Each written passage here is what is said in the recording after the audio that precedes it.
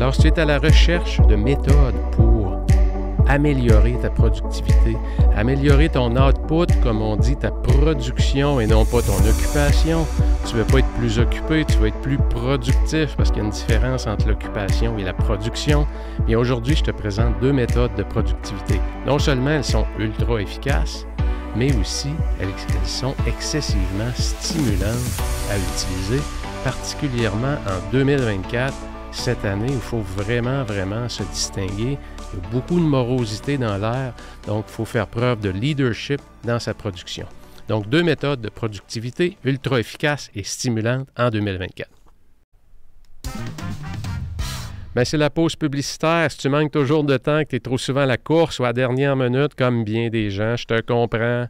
Parce que moi aussi, j'ai passé par là en négligeant ma santé, entre autres. J'ai négligé mes relations également. Et par-dessus ça, qu'est-ce qui se passait? Beaucoup de culpabilité, sentiment de jamais en faire assez, tant au niveau professionnel que personnel. Bien, je veux te donner l'opportunité de joindre notre bootcamp productivité de 5 jours. Il se donne quand? À chaque début de mois. Chaque début de mois. Tu vas apprendre quoi dans le bootcamp productivité? On va te montrer à implanter un système qui est la méthode 48 heures. On va faire quoi avec toi? On va faire le ménage de ta to-do list. On va définir clairement tes objectifs. On va te permettre de gagner ta semaine avec un outil qui s'appelle le focalisateur. On va te montrer comment implanter le protocole stratégique tactique. On va identifier tes zones payantes. Ce ne sont pas les mêmes pour tout le monde. Il ne faut jamais oublier, les heures n'ont pas toutes la même valeur dans une journée et on va t'apprendre à définir tes rituels d'ouverture et de fermeture de journée. Chose est sûre, en 2024, tu ne peux pas te fier à ta motivation. Tu dois implanter un système qui a fait ses preuves sur le terrain dans de multiples industries. La méthode 48 heures, ça fait presque 5 ans que je l'enseigne. J'ai formé plus de 1150 personnes dans de multiples industries. Alors, si ça t'intéresse, à chaque début de mois, envoie-moi un courriel. Mon courriel est dans la description du podcast avec Bootcamp Productivité. Je vais être en contact avec toi rapidement. Sans plus tarder, la numéro 1, je l'ai appelée la méthode 3-3-3. Et elle est inspirée, cette méthode-là, de Oliver Burkeman. Oliver Burkeman a écrit le livre qui s'appelle 4000 semaines, 4000 weeks. Time Management for Mortals, la gestion du temps pour les mortels. Pourquoi il a appelé ça 4000 semaines? Puisque c'est l'espérance de vie, plutôt qu'être exprimée en âge. L'espérance de vie, elle est exprimée en semaines. Grosso modo, l'espérance de vie de l'humain dans un pays industrialisé est autour de 4000 semaines. Donc, à l'intérieur de ce livre-là, qui, en passant, est un livre que j'ai trouvé moyen, mais il y a quand même quelques bons trucs à l'intérieur, comme dans tous les livres d'ailleurs. Il y en a qui nous marquent plus. Celui-là ne m'a pas marqué particulièrement, mais j'ai retenu une chose, c'est la méthode 3-3-3, que j'ai modifié légèrement, que je vous présente aujourd'hui, puisque lorsqu'on est à la recherche, des fois, de briser le cercle, la monotonie, lorsqu'on a un système qui fonctionne bien et qu'on devient un petit peu ennuyé par la répétition de faire toujours la même chose, ou encore le système qu'on a en place ne fonctionne pas du tout. Alors, la méthode 3-3-3, vous allez l'adorer, puisqu'elle va vous permettre, d'une part, d'attaquer les choses importantes qui ne sont pas urgentes. Elle va vous permettre aussi, dans la même journée, d'aller chercher votre dose de dopamine en vous attaquant aux choses urgentes. Le petit crochet qu'on met dans la to-do list. Et également, elle va vous permettre de s'assurer que les tâches de maintien, tout ce qui est messagerie, communication, on y touche également. Donc, je l'ai appelée la méthode 3-3-3. Et la méthode 3-3-3 consiste en quoi? Bien, la première chose, c'est qu'on va commencer sa journée avec le premier 3. Donc, il y a 3-3-3, le premier des 3-3, si on peut dire. Donc, on commence sa journée avec quoi? Avec 3 heures de deep work. 3 heures de travail en profondeur.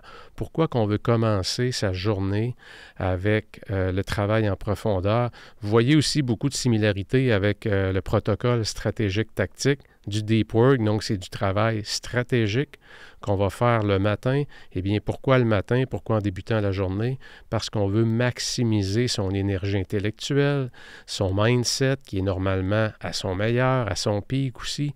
Donc, le matin, on est normalement à notre pic dans les 4 sources d'énergie principales. Et comme vous le savez, si on ne prend pas le temps de faire les tâches importantes et non urgentes, qu'est-ce qui se passe? Bien, on n'a jamais le temps de les faire et à un moment donné, ces tâches-là non importantes et non urgentes deviennent urgentes parce que l'échéancier approche. Ce qui fait qu'on est constamment, jour après jour, semaine après semaine, on est toujours dans l'urgence. Et pourquoi?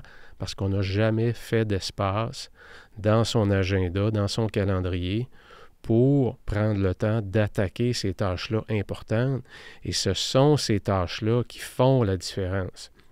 Lorsqu'on est toujours dans l'urgence, on finit toujours par livrer quand même. Hein, il y a des gens qui disent « Ah, moi, je fonctionne juste sur la pression. Moi, je fonctionne juste quand que les échéanciers sont serrés. » Absolument, je connais beaucoup de gens qui fonctionnent comme ça. De un, ça augmente votre niveau de stress. De deux, ce n'est pas vrai et c'est prouvé par la science que la qualité du travail n'est pas impactée. Lorsqu'on a plus de temps pour faire du travail, qu'on est moins dans l'urgence, les réflexions qu'on pose, le contenu qu'on produit sur les tâches importantes est de meilleure qualité. Ce qu'il faut savoir faire, c'est gérer le syndrome du perfectionniste et non pas prendre trop de temps pour aller chercher des gains qui sont tout à fait négligeables. Mais il n'en demeure pas moins que de s'attaquer aux choses importantes non urgentes en commençant la journée, c'est enseigné par à peu près tous les gourous de la productivité et tous les gens qui réussissent à faire progresser leur business, leur vie personnelle à un autre niveau. C'est parce qu'ils ont défini clairement leur destination, la boussole, comme je le dis souvent. Tu t'en vas à quel endroit? C'est quoi ta destination avec ta carrière, avec ton couple, avec tes finances, avec ton développement personnel? Et lorsque tu as de la clarté sur ta destination, ce qui te reste à faire, c'est définir tes échéanciers puis aller mettre ça dans un calendrier de production. Et idéalement, c'est de mettre ça dans tes avant-midi, moment où il y a un peu moins d'activité dans les business, surtout les matinées avant 10 heures. Et là, on va s'attaquer de façon concentrée, en étant déconnecté des choses qui nous créent de la distraction. On va se concentrer à produire du travail de qualité qui va avoir un impact majeur sur son brand personnel. Pourquoi? Parce qu'on va passer pour une personne, aïe aïe, quand Nathalie, elle se met sur de quoi, là, ouf, attache ta tuque. C'est solide ce qu'elle produit non seulement, mais elle produit aussi toujours en avance sur les autres. Et jamais à dernière minute. Donc, méthode 3-3-3, première partie de la journée, 3 heures de deep work. Et là, vous pouvez, votre deep work, premier critère, n'allez pas faire ça 3 heures continues. Hein, vous le savez, on va maximiser son attention, le centre exécutif, le cortex préfrontal, où on a le pouvoir de l'attention, de diriger son focus sur une tâche à accomplir spécifique, le maximum où on peut aller sans tomber dans un retour marginal qui diminue, c'est 90 minutes. Donc, vous pouvez faire 2 sessions de 1h30, 2 sessions de 90 minutes, ou encore, si vous aimez mieux, 3 sessions de 50 minutes avec une pause de 10 minutes et votre 3 heures de deep work est fait. Si vous commencez à 8 heures, ça veut dire qu'à 11 heures, vous avez terminé. À 11 heures, vous avez produit en l'espace de 3 heures ce que la plupart des gens, 80% des gens, ne produisent pas dans une journée. Pourquoi? Parce qu'on travaille en continu, on travaille en multitâche et on se laisse distraire par une tonne de choses qui génèrent très peu de valeur. Entre autres, toutes les messageries, toutes les boîtes de courriel, les médias sociaux, les textos, le WhatsApp, peu importe, vous comprenez tout ce qui crée de la distraction et qui, en bout de ligne, génère peu de valeur, on se laisse distraire par ça. Donc, méthode 3-3-3, premier 3 heures de la journée, je le passe sur du deep work, du travail en profondeur sur des projets ou des priorités qui sont importantes pour moi. Le deuxième 3, le deuxième 3, c'est que je vais prendre 3 tâches urgentes dans ma to-do list et je vais m'attaquer. Prenons l'exemple de 8 à 11. J'ai fait 3 sprints de 50 minutes avec pause de 10 minutes. Donc, j'ai fait mes 3 heures complètes en deep work. À 11 heures, je m'en vais quoi? Je m'en vais dans le trafic. Je me prends 3 choses dans ma to-do list. 3 choses que je vais pouvoir faire. Check, check, check. Hein? Puis là, ça me crée de la dopamine, ça. C'est le fun.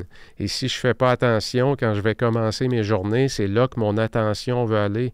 Mon cerveau veut aller là. N'oubliez pas. C'est pour ça qu'il faut le prendre. Il faut reprendre le contrôle sur son attention. Et pourquoi le cerveau veut aller là? Parce que ça donne une shot de dopamine. Ça fait plaisir de prendre une petite tâche, faire un coup de téléphone ou finaliser un rapport en 5 minutes ou envoyer un courriel à quelqu'un. Et là, je fais check, check, check.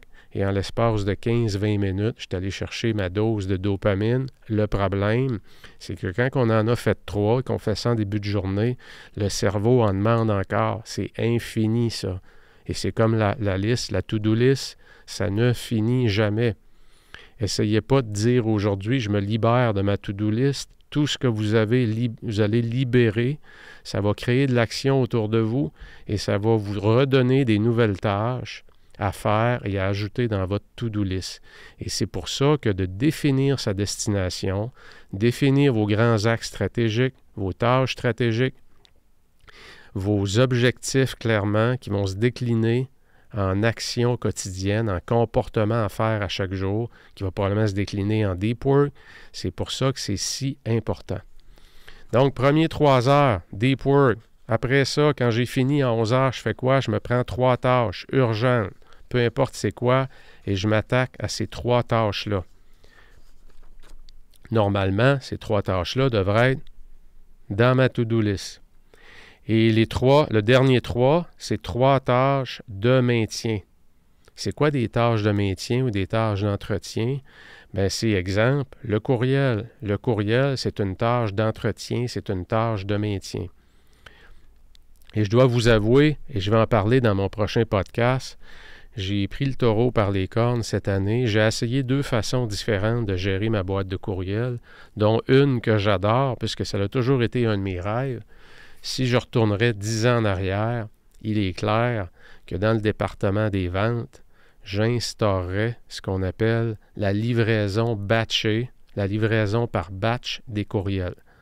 Alors, le lundi, et je vais en parler plus en détail, comme je le disais dans mon prochain podcast, mais le lundi, j'ai booké tous mes lundis de l'année pour produire du contenu de qualité. Donc, au moment où j'enregistre ce podcast-là, on est lundi, évidemment. Et puis, pour m'assurer que mon attention n'est pas dirigée à la boîte, dans la boîte de courriel, j'ai configuré ma boîte de courriel pour livrer mes courriels seulement à partir de 4 heures. Donc, pendant toute la journée, les courriels s'accumulent et ne sont pas livrés dans ma boîte de courriel. Donc, ça m'évite. Pourquoi je fais ça? On pourrait dire, oui, mais tu n'as juste à pas le regarder. C'est parce que je me connais et la tentation va être là. Et si par erreur, en travaillant sur mon ordinateur, en composant mes scripts pour les podcasts, j'ai le malheur de toucher à l'application courriel et de voir qu'il y a 18 courriels, les chances que je me dirige vers là sont très élevées. Donc, je me protège contre moi-même en faisant la livraison batchée. Donc, ces tâches-là, les tâches de courriel, c'est une tâche de maintien. Texto, messagerie, la planification, c'est une tâche de maintien. Gérer mon agenda, c'est une tâche de maintien. Mes retours d'appel, c'est une tâche de maintien. L'entretien des systèmes de classification, Evernote, toutes les Google Drive de ce monde, Dropbox, etc. Si on n'a pas une récurrence dans notre agenda de façon hebdomadaire pour entretenir ces endroits-là de notre vie professionnelle, bien, vous le savez, ce qui arrive, ça devient un véritable fouillis. Et on passe des minutes et on peut finir par compter des heures à essayer de trouver un fichier qu'on sait qu'on a, mais qu'on ne sait plus à quel endroit il est. Donc, tout ça, ce sont des tâches de maintien.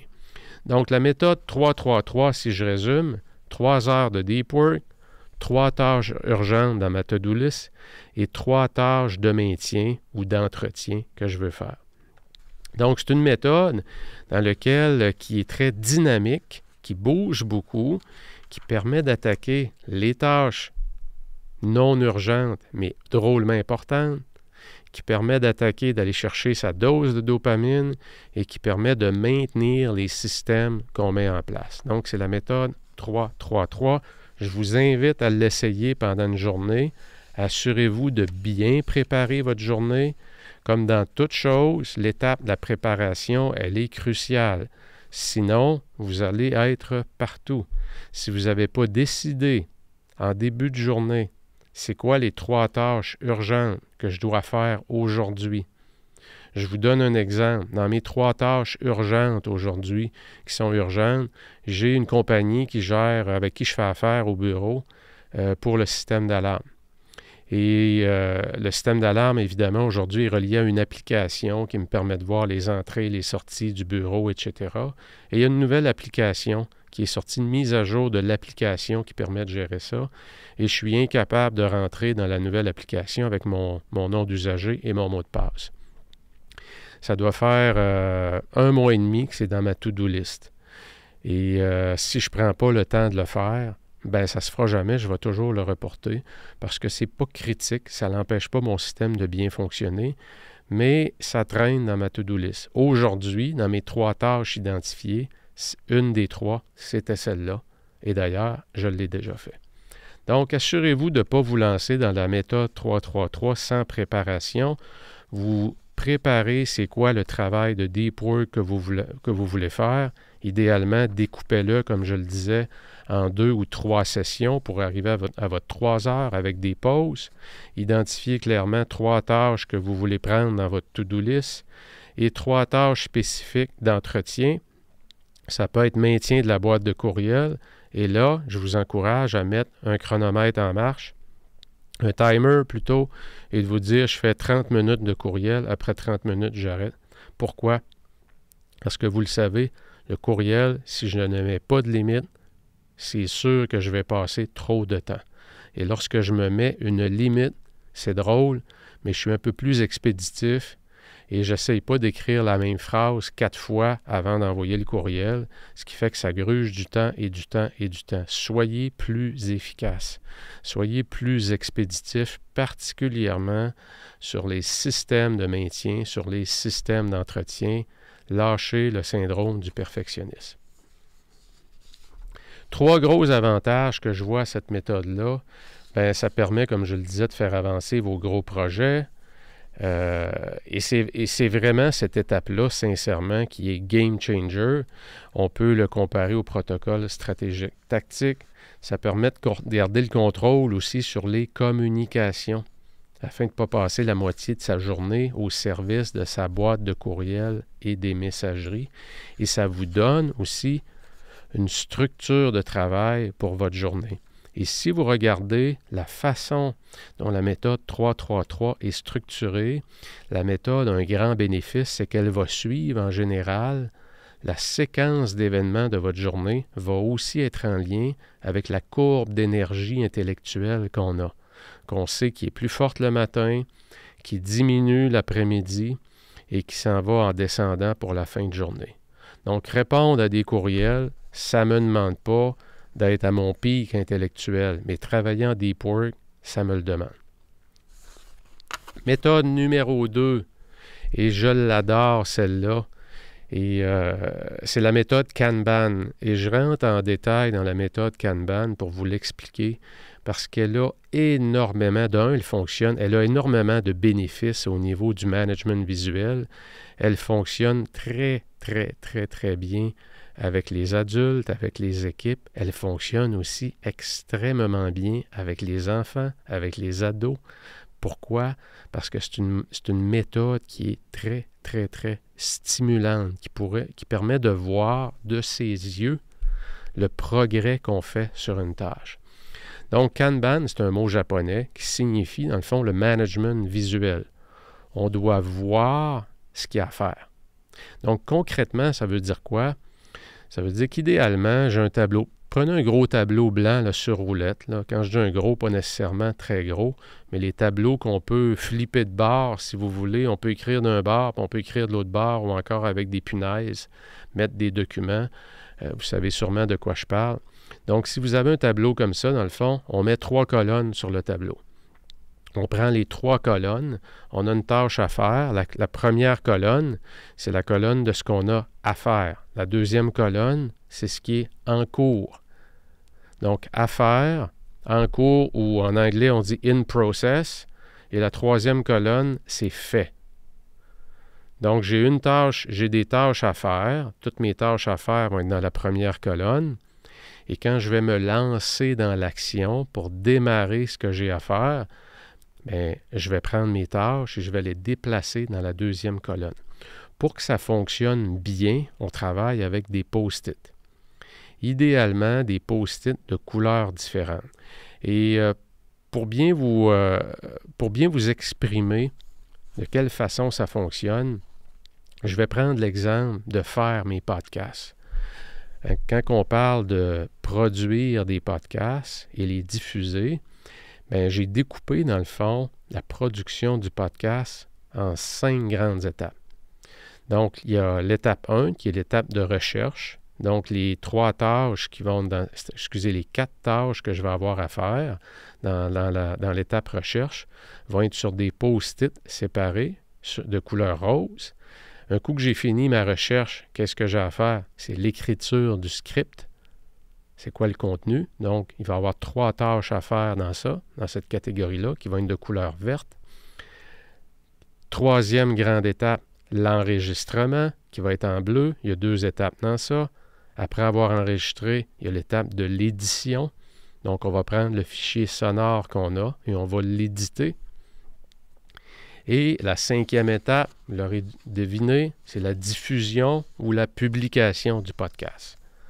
Donc, si je rentre dans la première étape, qui est la recherche, donc je vais avoir un post-it sur lequel je vais écrire « Revoir ma liste des influenceurs qui m'inspirent ». Donc, dans Evernote, j'ai une liste d'à peu près une quinzaine de personnes qui produisent du matériel que je juge d'excellente qualité et qui ont toutes des chaînes YouTube.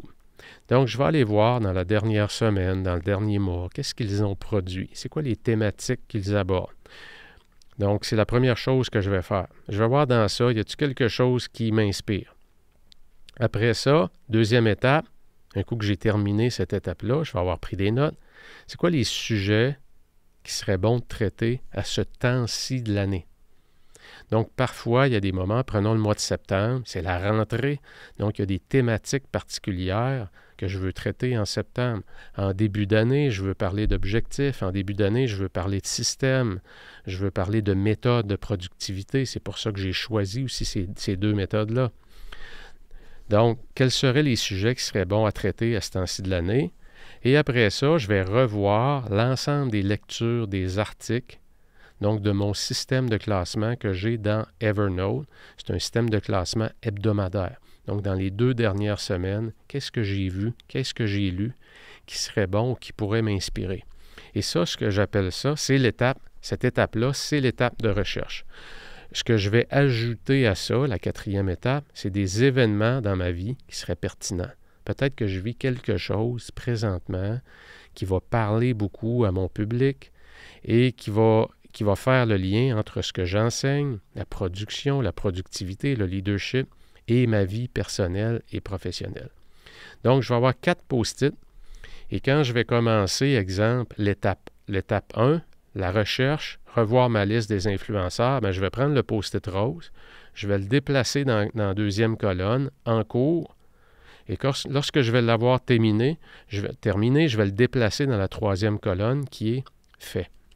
Donc, visuellement, je déplace mes post-it. Je déplace les choses que j'ai à faire. La 2e étape, qui est l'écriture du script, bien, dans l'écriture du script, je vais avoir 3 post-it. Donc, 3 post-it verts. Le choix du sujet, qui est le premier, c'est que j'ai fait ma recherche. Donc, l'écriture du script, OK, c'est quoi le choix du sujet? Deuxième chose que je vais faire dans ça, c'est que je vais écrire mon script, donc l'étape de l'écriture comme telle. Et la dernière étape, ça va être de mettre un titre accrocheur. Un coup que j'ai terminé à écrire, il y a une autre étape, c'est mettre le titre. Donc, dans l'écriture du script, je vais avoir 3 étapes qui vont être sur un post-it vert et qui vont être dans ma première colonne. Et ainsi de suite. Dans l'enregistrement, les post-it vont être bleus et je vais en avoir 2. Il y a le test de son. Donc, je dois connecter mes choses, je dois m'assurer que le son est bon, les ajustements sont bons, les niveaux sonores sont bons, que ça va bien sortir, et l'enregistrement du podcast comme tel. Un coup que c'est terminé, je m'en vais sur des post-it jaunes, c'est l'étape de l'édition, le transfert du fichier, le montage et le découpage. J'utilise GarageBand ou Audition de Adobe. Et après, un coup que c'est terminé, bien, je vais faire le upload sur la plateforme Kajabi que j'utilise pour distribuer mon podcast.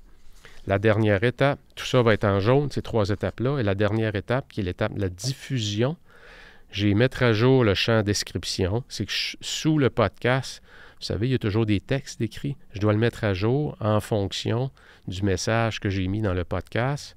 Et par après, il me reste une chose importante à faire, c'est d'écrire une infolette et la diffuser à ma liste pour leur dire « Hey la gang, j'ai un nouveau podcast qui est prêt, voici le sujet, j'espère que ça vous intéresse et voici le lien pour l'écouter. » Donc, voyez-vous, c'est que visuellement, ce que je vais faire, c'est que pour chacune des étapes, il y en a 14 au total, 14 étapes dans lesquelles, pour produire un podcast du début à la fin, je dois passer à travers ces 14 étapes-là.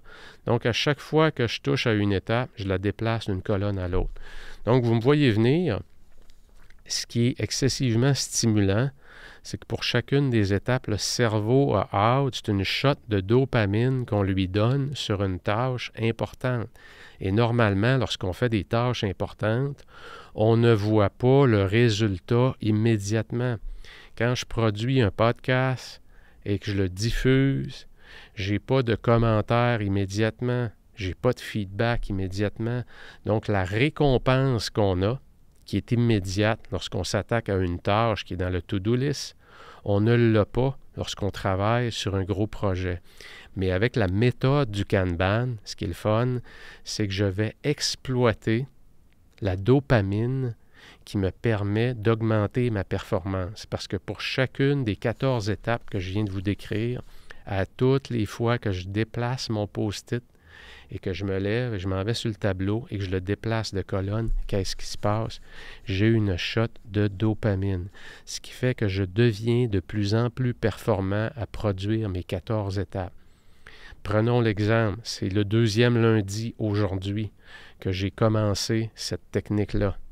La semaine passée, ça m'a pris pratiquement toute la journée. C'était mon retour au bureau. C'était la première semaine de l'année où je revenais au bureau puisque j'étais à l'extérieur. J'avais perdu un peu mes points de repère. C'était un peu plus long à me mettre en marche. J'ai mis le tableau en marche. Ça a été long, c'était difficile. Déjà, aujourd'hui, je vois des gains énormes. Et en voyant mes gains énormes aujourd'hui, je vois déjà aujourd'hui les endroits où je vais encore gagner de la productivité. Ce qui fait que probablement que dans 4 ou 5 semaines, j'ai l'impression qu'à midi, je vais avoir terminé ce que j'avais prévu qui me prenait une journée à faire à cause de la méthode du Kanban. Donc, c'est une méthode excessivement puissante qui demande de la préparation, encore une fois. Préparation comment? Je dois découper. Et quand je parle de découpage, c'est maximum 5 grandes étapes. Je vous donne, ceux qui ont des enfants, là, je vous donne un exemple très concret. Disons que je veux apprendre à mes enfants à faire le ménage de leur chambre et que je décide d'utiliser la méthode, la technique du Kanban.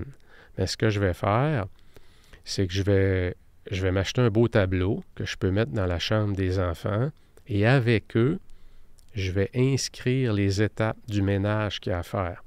Et on pourrait découper le ménage en 5 grandes étapes. Faire le lit, c'est étape 1, ramassage du linge, ménage des tiroirs, ménage du garde-robe, vérifier avec maman ou papa que c'est bien fait, contrôle la qualité, autrement dit. Il faut que ça fasse partie, si on veut le montrer, à effectuer pas juste du travail, mais aussi du travail bien fait. Il faut qu'il y ait une étape de contrôle de qualité et c'est la seule étape que l'enfant ne peut pas déplacer le post-it. C'est celui qui vérifie le contrôle de la qualité et qui donne le feedback pour dire c'est beau, on déplace le post-it dans la colonne fait ou il y a encore un peu de travail à faire là-dessus, viens me revoir et on va pouvoir déplacer le post-it. Et à la fin, évidemment, qu'est-ce qu'il y a? Il y a un beau post-it qui s'appelle « Récompense surprise ». Et là, vous avez un beau tableau. Vous allez voir les miracles que ça fait. C'est absolument exceptionnel, cette méthode-là. Ce n'est pas pour rien que la méthode Kanban est utilisée dans les grosses usines de production de Toyota. On parle d'usines qui produisent des voitures et on utilise la méthode Kanban, méthode visuelle. Et il y a certains postes de travail où ça se fait encore de façon manuelle. Ce n'est pas un ordinateur qui gère ça. On ne touche pas un clavier. On va déplacer une petite plaquette aimantée d'une colonne à l'autre. Pourquoi? Parce que ça conscientise davantage l'employé. Ça permet de vérifier avant de déplacer la petite plaquette aimantée. Je vais avoir le réflexe de penser au contrôle, la qualité. C'est pour ça qu'on a tellement diminué le taux d'erreur dans les usines Toyota par rapport aux usines, à d'autres usines. Donc, la méthode du Kanban, elle est excessivement puissante. Elle est surtout très stimulante. Et imaginez que vous faites ça avec des équipes de travail. Donc, ça va probablement ça va nécessiter probablement une rencontre avec vos équipes de 1h30 juste de préparation. Et c'est pour ça qu'il y a tant de gens qui se disent « Écoute, je ne perdrai pas 1h30 à me préparer pour faire une tâche. Je vais me lancer tout de suite dans la tâche. » Et c'est l'erreur à faire. C'est qu'en faisant ça, c'est qu'on a moins de structure, on est éparpillé, il y a des choses pour lesquelles on prend trop de temps, il y a les choses pour lesquelles on ne prend pas suffisamment de temps et qui sont très importantes. Et la méthode du Kanban permet d'avoir le portrait complet de la tâche, de l'objectif à atteindre, et après ça, de faire fonctionner en mode performance le modèle d'affaires qu'on vient d'inventer, ni plus ni moins. Alors voilà, deux méthodes ultra efficaces, ultra stimulantes, qui, je l'espère, va vous donner des idées pour démarrer votre année, encore une fois, en force. On n'est pas dans une course, on est dans un marathon. Alors prenez le temps de vous installer, prenez le temps de vous préparer. Vous allez voir le niveau de satisfaction que vous allez avoir par rapport à vos journées qui va augmenter. Niveau de satisfaction augmente. Ça veut dire quoi? Ça veut dire que ma vie fait plus de sens parce que j'ai un meilleur sentiment de contribution. J'ai le sentiment que ce que j'ai fait aujourd'hui, ça va vraiment avoir un impact. Et en plus, je l'ai bien fait et je l'ai fait de façon efficace. Parce que lorsqu'on utilise des structures comme la méthode 3-3-3 ou la méthode Kanban, qu'est-ce qu'on fait? On devient plus efficace à mesure qu'on répète la structure qu'on s'est donnée. Comme je le disais tout à l'heure dans mon exemple de podcast, automatiquement, le cerveau va chercher à s'améliorer. Et ce que j'avais prévu qui prenait une journée, éventuellement, va peut-être en prendre une demi, peut-être même 3 heures, et je vais tout avoir fini parce que je vais vraiment optimiser à cause de ces étapes-là mon processus, parce que j'ai une vision granulaire de ce que j'ai à faire comme étape. Alors, pour tous ceux d'entre vous qui ont à accomplir ou qui ont des objectifs spécifiques à atteindre au niveau de la performance avec vos équipes, je vous invite à faire une séance de travail avec vos équipes, de découper en maximum 5 étapes, les différentes étapes qu'il y a pour arriver à l'objectif, et par après, à l'intérieur de chacune des grandes étapes, quelles sont les tâches? Les tâches, c'est des comportements précis qu'on doit faire à l'intérieur, et mettez ça sur un beau tableau Kanban. Et mes amis, allez vous amuser, vous allez adorer vos journées. Alors voilà, c'est tout pour aujourd'hui. On se revoit très bientôt. N'oubliez pas, envoyez-moi du feedback, envoyez-moi vos commentaires. Ça me fait toujours plaisir de vous lire. Et moi aussi, ça me donne ma shot de dopamine. Ciao, on se revoit rapidement. Bye bye.